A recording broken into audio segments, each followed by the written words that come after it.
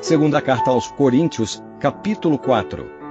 Comentários de José Roberto Pizzinato, Lineu Binotti, Alfredo Pereira e Paulo Roberto Lenci. O capítulo 3 é Cristo sendo formado nos vasos. Então, quer dizer, não é propriamente eu chegar de manhã e falar assim, bom, então eu vou fazer isso, não posso fazer isso eu devo fazer, como a gente via no ministério da lei. Não faz isso não pode, isso pode, faça isso. Não é isso que vai formar Cristo no vaso. O que vai formar Cristo é contemplar o próprio Senhor, as suas glórias. Então essa transformação que é feita pelo Espírito Santo em nós é feita de dentro para fora. Então por isso que no capítulo 3 está mais relacionado a essa formação desse cristão no vaso. Ele está se dando internamente. No capítulo 4 agora, esse vaso vai resplandecer. Algo que vem de dentro para fora. Então esse é um ponto, creio eu, seja importante. Nós sempre trazemos à mente, né?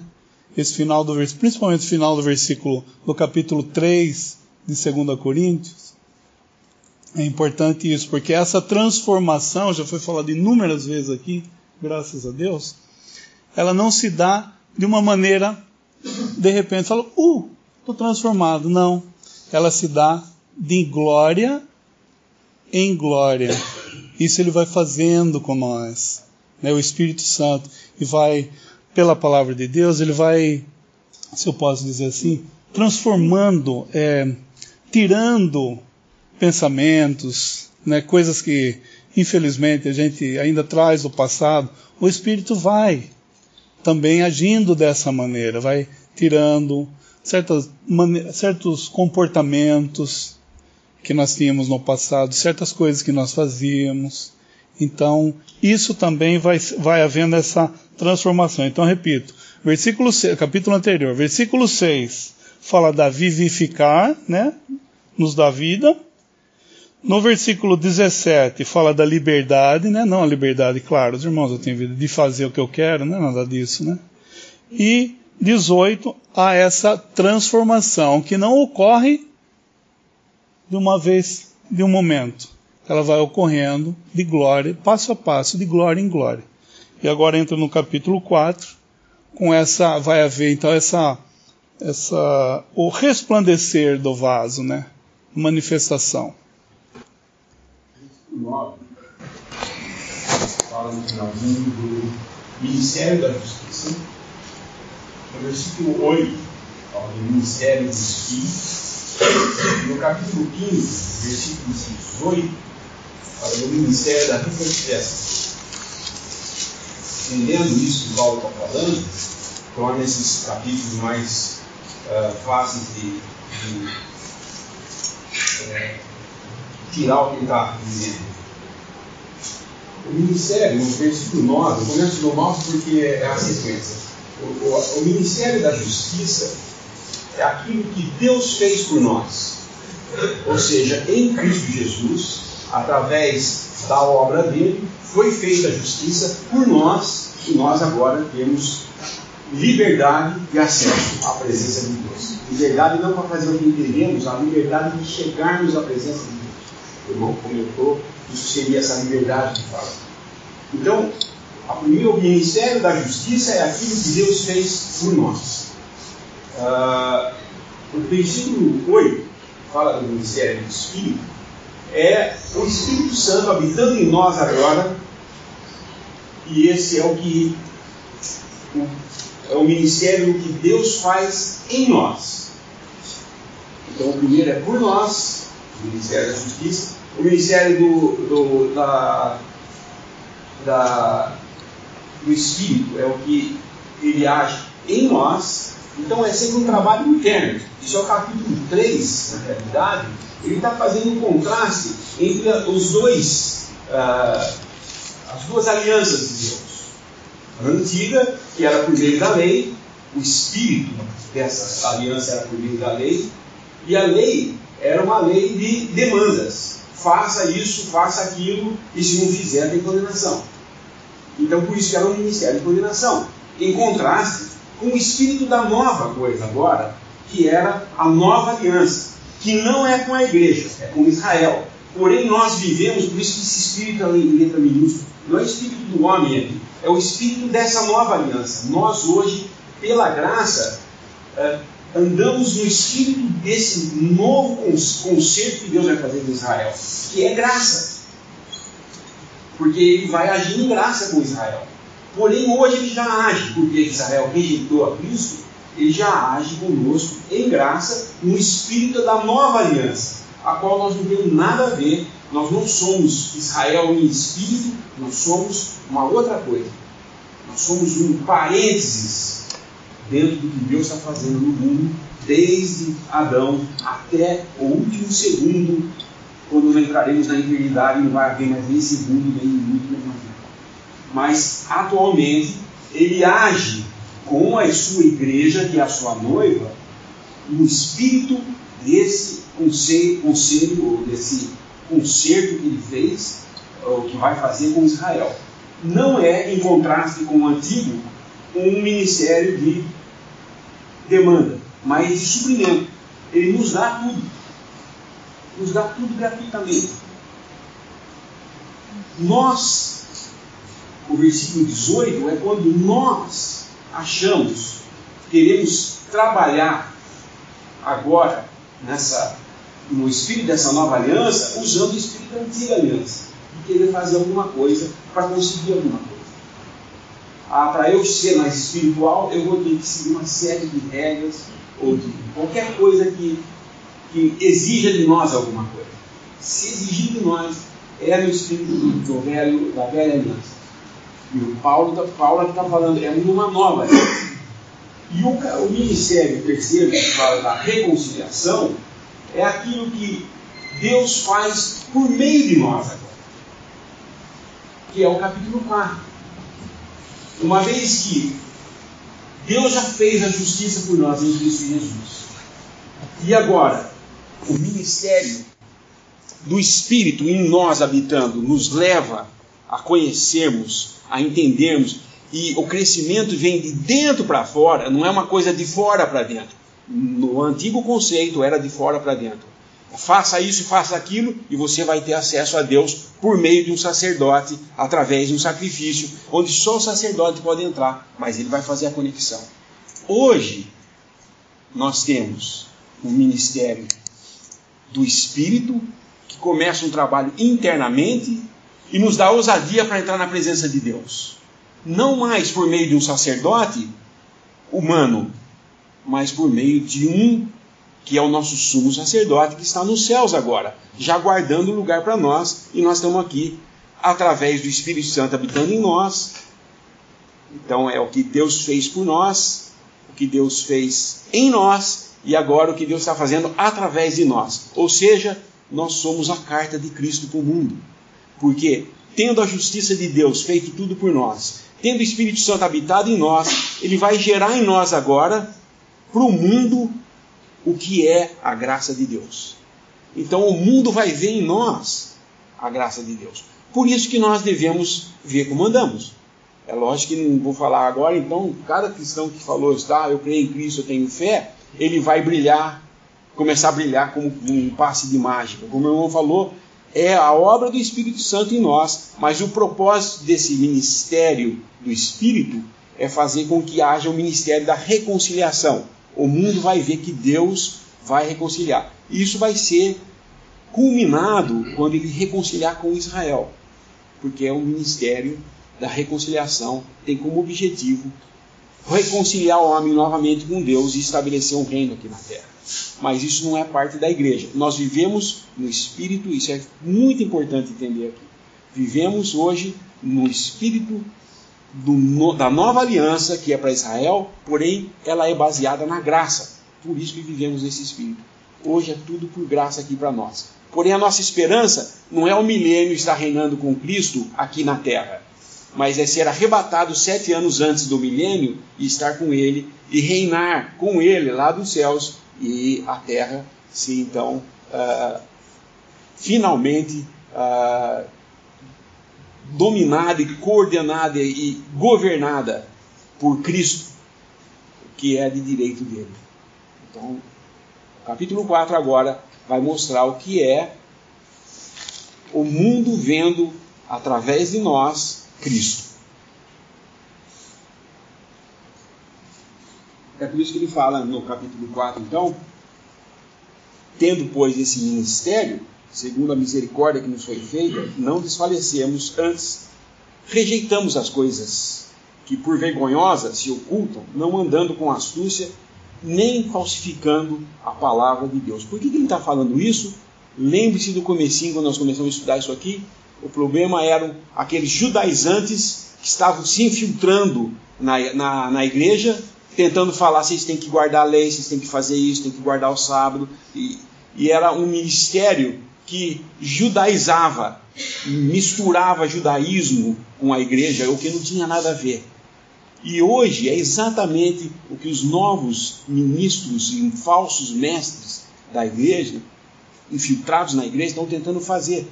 Misturar o que é Israel com o que é a igreja e fazer disso uma coisa só. E fazendo isso, só tem um final para tudo isso. Nós vamos nos desviar da verdade e vamos nos apostatar daquilo que Deus estabeleceu para a igreja.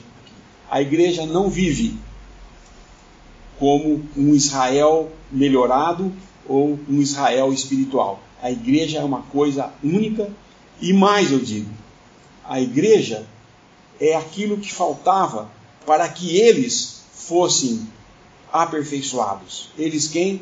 Os do Antigo Testamento. Os santos do Antigo Testamento nunca seriam aperfeiçoados sem a presença da igreja. Isso em Hebreus fala sobre isso, né? Capítulo 12, que ele fala...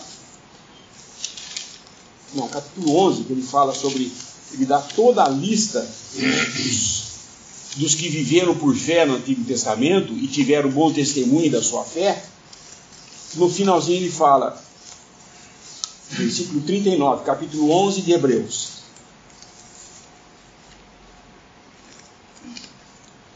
Falando deles, ele fala que foram apedrejados, mortos à espada, tentados, e homens dos quais, versículo 38, o mundo não era digno, errantes pelos desertos e montes, pelas covas e cavernas da terra.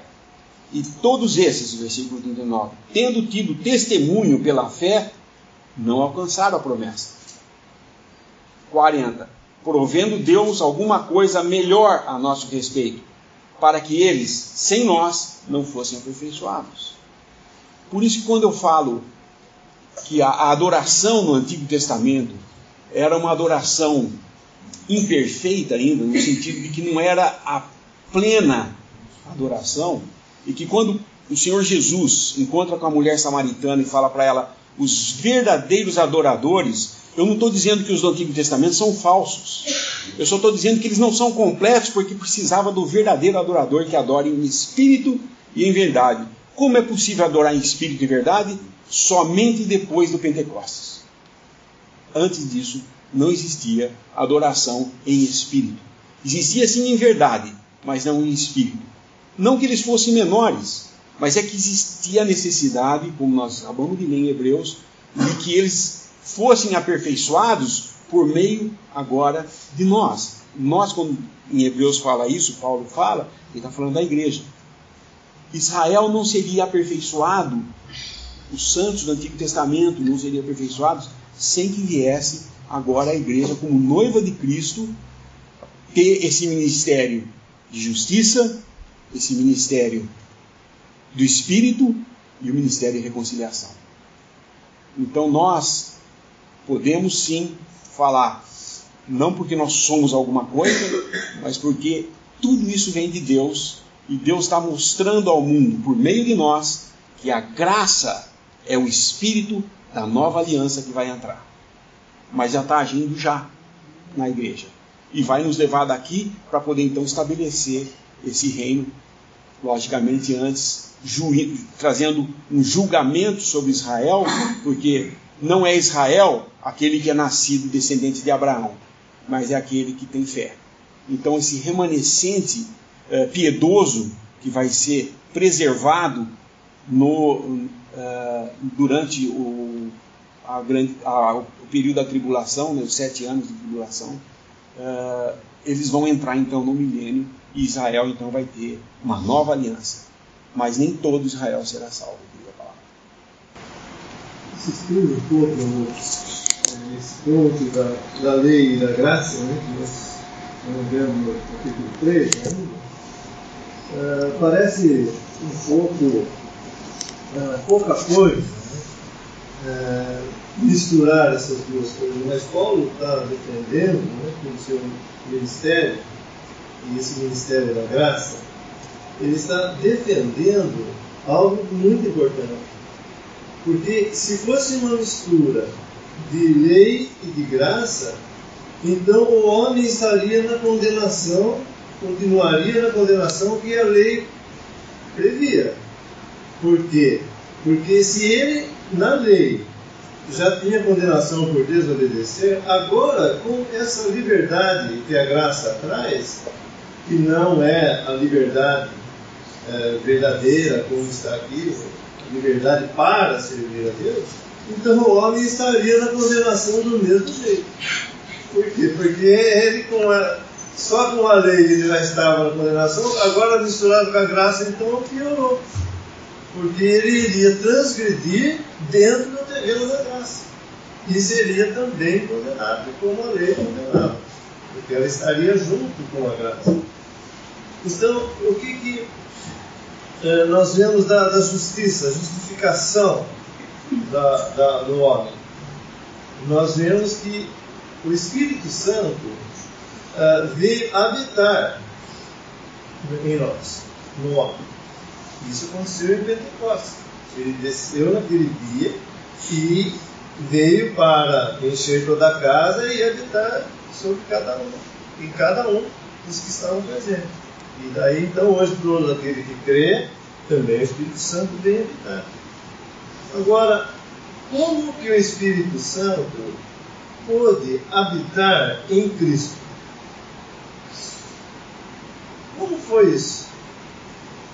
Porque Cristo era o homem, Cristo, né, era perfeito. O Espírito Santo veio habitar nele, como nós entendemos, né, em forma de uma pomba, como uma pomba. Por quê? Porque havia paz, ele podia habitar sem ter que julgar nada naquela pessoa, o homem Cristo. Por quê? Porque ele era justo, ele era perfeito, ele não precisava ser justificado, porque ele era justo. Então o Espírito Santo pôde vir habitar nele. O homem, agora, o Espírito Santo pode vir habitar no homem, no crente, naquele que crê. Por quê? Porque ele é plenamente justo em Cristo. Então, essa é a base, né, do homem, do Espírito Santo, do Espírito Santo poder habitar no homem, porque ele é plenamente justo. Então, se misturar a lei com isso, o homem teria que ser justo por obedecer à lei, então está perdido. O Espírito Santo não pode habitar no homem porque ele é injusto. Então tira-se toda a justiça de Cristo.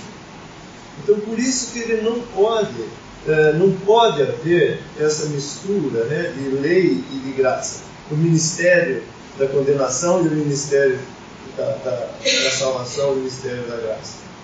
Então eu aposto não só com isso de uma forma doutrinal, né, mas mostra o perigo, porque o homem se misturar lei e graça, aí ele está pior do que no Antigo Testamento, numa condição pior do que no Antigo Testamento, porque ele debaixo da graça, ele vai pecar, e aí a lei vem condenado, porque ele pecou. Então é muito importante realmente nós voltarmos, né, nesse capítulo 3, com tudo que foi dito, colocar no seu devido lugar, porque é muito grave. Às vezes nós podemos pensar, é só uma questão doutrinal, esses que se chamam cristãos, os judaizantes, não é tão mal assim. Não, gente, anula a graça de Deus. Não mistura, não, ela anula completamente a graça de Deus, que o homem fica numa condição pior do que quando ele estava sob a lei. Então, de fato, muito importante esses esclarecimentos, né, que nós tivemos hoje dessa passagem. Só ressaltar que em Cristo não teve línguas de partidas como que de fogo, como foi no Pentecostes. Por quê? Porque Cristo nunca esteve na carne pecaminosa. Cristo, os cristãos veio habitar nele em paz e não tinha nada que julgar, mas em nós tem. Então essas línguas de fogo nos falam do julgamento, né, como o Espírito Santo está julgando e está condenando, por assim dizer, as práticas más que está em nós, né, mas não nos condenando. Ele está fazendo o que o capítulo 4 agora nós estamos vendo. Ele vai aperfeiçoando, né, vai combatendo contra a carne, como nós vemos em Gálatas, e ele vai obrando em nós até que ele dia conseguimos a perfeição, ou seja, nós nos der o arrebatamento. Então, isso é muito importante, porque nós vivemos na base de que nós somos justos, estamos justificados em Cristo, e por isso o Espírito Santo habita em nós. Então, a lei para isso não serve. Mas há em nós ainda a carne pecaminosa, mas o Espírito Santo está contra isso, está julgando essas coisas em nós e vai nos transformando, como nós vimos, né, a imagem daquilo que nós contemplamos. Mas de maneira nenhuma, repito, há junção entre lei e graça. É impossível. Nós, graças a Deus, cada cristão que crê está justificado em Cristo, perfeitamente apto para o Espírito Santo habitar, fazer esse trabalho em nós até o dia que nós estaremos com Ele em glória. No versículo 6 do nosso capítulo, eu considero esse versículo um dos mais completos de todo o plano de Deus para toda a humanidade. Muito interessante esse versículo. Não que outros sejam menos importantes, mas é muito interessante ver esse versículo. Como ele está aqui falando agora do que é o ministério da reconciliação, que seria aquilo que Deus faz por nosso intermédio, ou seja, o que o mundo vê, que nós refletimos, o evangelho que está encoberto, se está encoberto, é para os que se perdem que está encoberto, não para nós. Nós fomos um dia iluminados. Mas esse versículo 6 do capítulo 4 fala sobre isso, porque ele está falando no versículo 3 em diante, ele fala, mas se ainda o nosso evangelho está encoberto, para os que se perdem está encoberto, nos quais o Deus desse século cegou o entendimento dos incrédulos, para que não lhes resplandeça a luz do evangelho da glória de Cristo, que é a imagem de Deus. O mundo pode ver Deus em Cristo. E se nós somos selados com o Espírito Santo quando cremos, então o Espírito Santo começa a agir de dentro para fora em nós. E se nós somos, através da justiça de Deus em Cristo Jesus, aceitando o seu sacrifício, somos então agora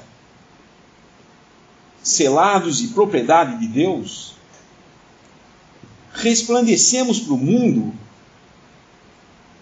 o que Cristo resplandece, a glória de Deus.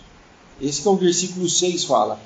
Porque Deus, que disse que das trevas resplandecesse a luz, é quem resplandeceu em nossos corações para a iluminação do conhecimento da glória de Deus na face de Jesus Cristo.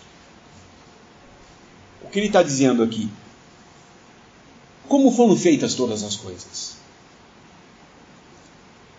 Deus, que disse que das trevas resplandecesse luz, o poder do Deus Criador de criar todas as coisas, esse Deus foi quem resplandeceu em nossos corações.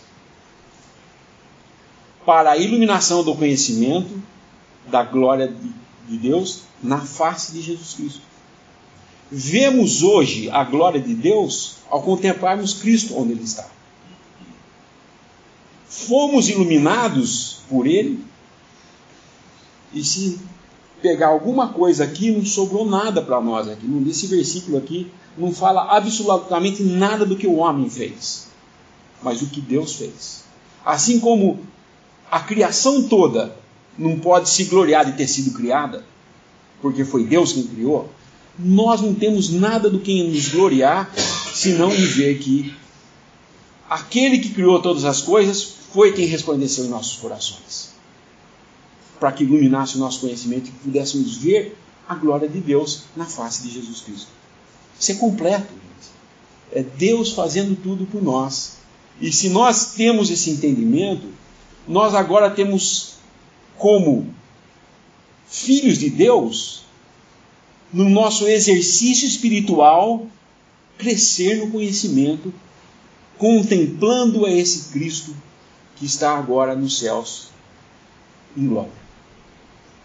Um homem nos céus e nós aqui na terra, seguros e garantidos pelo Espírito Santo que em nós habita, de que iremos estar com Ele também, porque Ele ressuscitou dentre os mortos.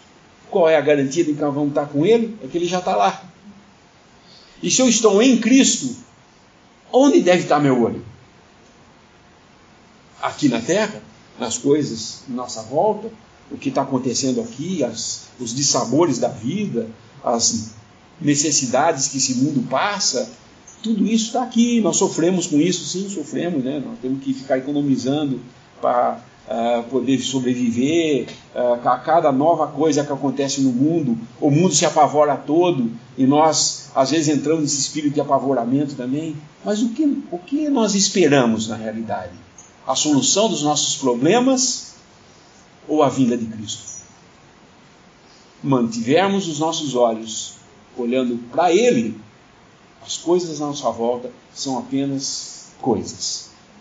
O importante é o que está lá acontecendo, Ele nos céus. Isso é importante. Vamos subir os nossos olhos lá para cima e olhar para Ele. Contemplando a Ele, Ele pode nos usar para mostrar a esse mundo que Ele é um Deus de graça, que age em graça, que pode resplandecer nos corações de cada um. E se tem alguém que não aceita esse evangelho, é porque ele está, como diz no versículo 4, o Deus desse século cegou os olhos deles. Que nós possamos falar mais do evangelho, resplandecer essa glória, e se precisar falar alguma coisa, podemos até usar a palavra, mas nós pregamos o evangelho pelo que nós resplandecemos para esse mundo, o que eles veem em nós.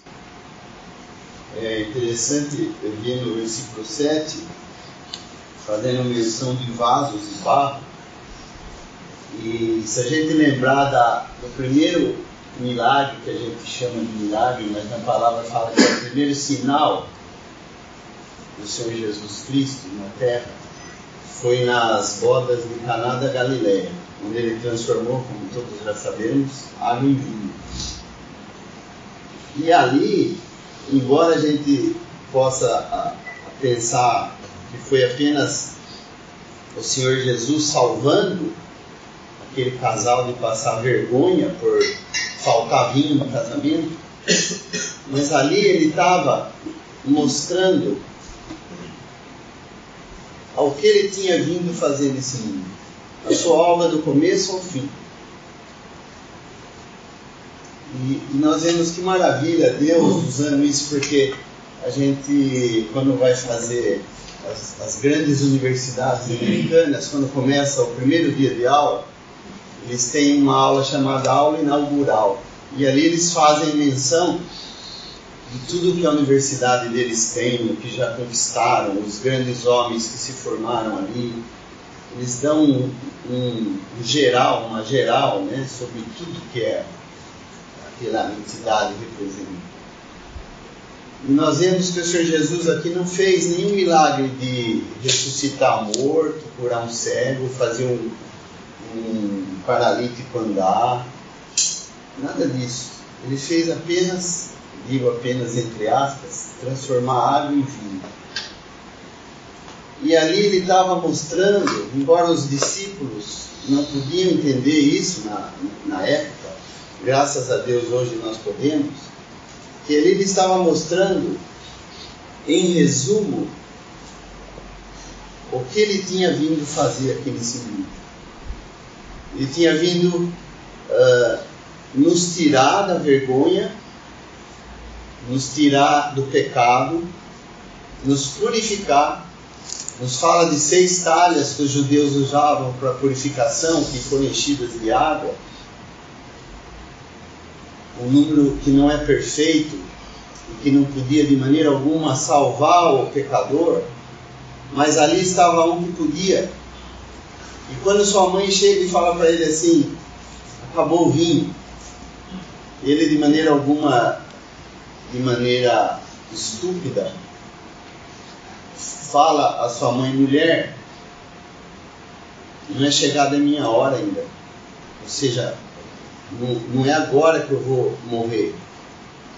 Mas ele já vislumbrava nessa festa de casamento, que estava prestes a cair em ruína, ele vislumbrava a sua obra, a razão de que o Pai havia enviado ele a esse mundo para fazer a redenção dos pecadores. E para que a festa, no final, tivesse um final feliz. E é isso que vai acontecer. Mas ele sabia que para tudo isso, para que tudo isso pudesse acontecer, para que a festa tivesse um final feliz, ele tinha que sofrer, ele tinha que morrer, tinha que ser desprezado. E hoje, quando nós contemplamos, por exemplo, a ceia do Senhor, nós também podemos ser que nem um irmão uma vez falou, que ele atentava nos casamentos com solteiros. E aí falaram, mas por que você atenta aos solteiros? Porque às vezes eu vejo no olhar deles que eles estão contemplando como talvez seria o dia do casamento deles. E o Senhor Jesus, como nós sabemos, é descrito na palavra de Deus como noivo. E no final vai ter as bodas do Cordeiro. Então, que maravilha a gente também poder, na ceia do Senhor, poder vislumbrar um pouco essas coisas. O prazer que o Senhor teve, apesar de todo o sofrimento que ele teve que passar, de cumprir a obra que Deus havia preparado para ele, sem que nós tivéssemos qualquer coisa a fazer, como já foi dito em sessão de mim. Ali o sinal, o milagre, foi só o Senhor Jesus que fez. A justificação foi feita pela obra dele. Não adianta eu querer ser bonzinho, que eu não vou ganhar o céu. Eu posso ser bonzinho porque o Espírito trabalha em mim e eu sou grato a Cristo. Daí sim eu posso mostrar um pouco de Cristo ao mundo. Mas jamais eu posso fazer alguma coisa para ser salvo. E Deus não me deve nada, pelo contrário, foi tudo por graça. Então, que maravilha nós podemos apreciar isso, principalmente às vezes, não só na ceia, mas em cada dia da nossa vida. Talvez aí nós estaríamos aqui com mais gratidão. Ao lembrarmos e ao vislumbrarmos como o Senhor Jesus talvez pôde fazer, pensarmos no dia das bodas do Cordeiro, onde nós estaremos. Que maravilha será! Não sendo merecedores nem de um único favor, mas seremos a noiva do Cordeiro. Desfrutaremos da festa, que terá vinho, como diz em Isaías 25, vinho puro, vinho puríssimo, que nos fala de alegria.